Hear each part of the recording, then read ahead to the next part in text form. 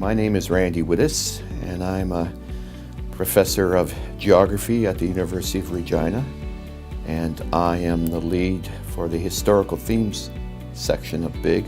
I'm also the lead for the regional section on the Prairies and Plains. So I've been asked to say something about how borders and globalization contributes to the understanding of borders.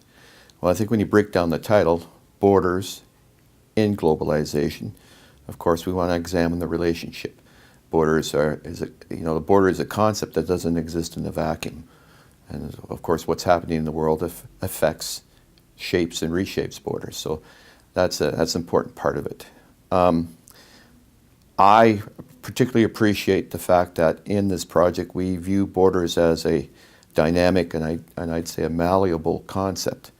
And what I mean by that is that borders are fluid. They're always in a state of becoming. And so we're investigating that. And of course it's important to me because I'm a historical geographer. And so my job and the job of the people I work with is to understand that nature of becoming. And that's what we do.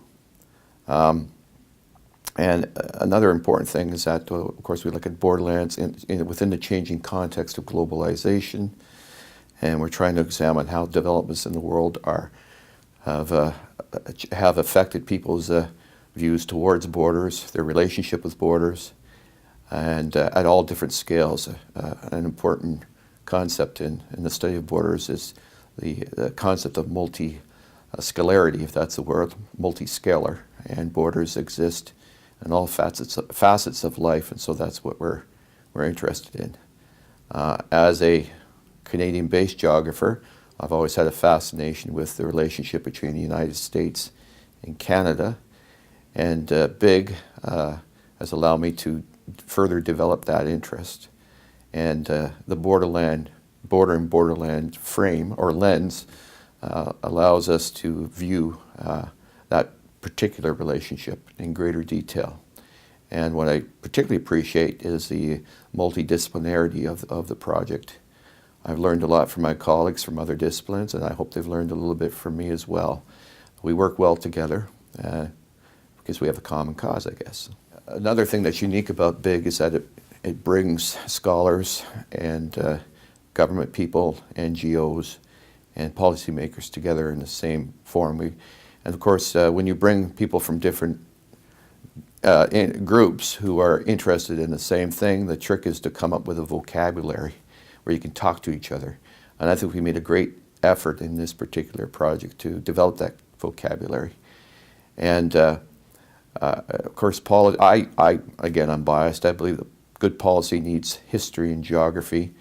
And one of the more challenging tasks that I face is to try to convince policymakers that history should be considered in developing policy. And in doing that, we have to bring history from the past right up to the present. And that's a very important part of what we do.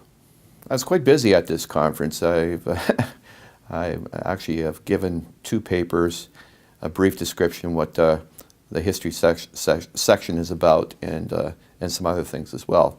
In terms of research, what I did present comes from a larger project I've been involved in for almost 26 years. I'm writing a book on the evolution of the Canadian-American borderlands from 1784 to 2017, and it's a 2-volume piece. The first volume I finished it, and it's just been sent out for examination.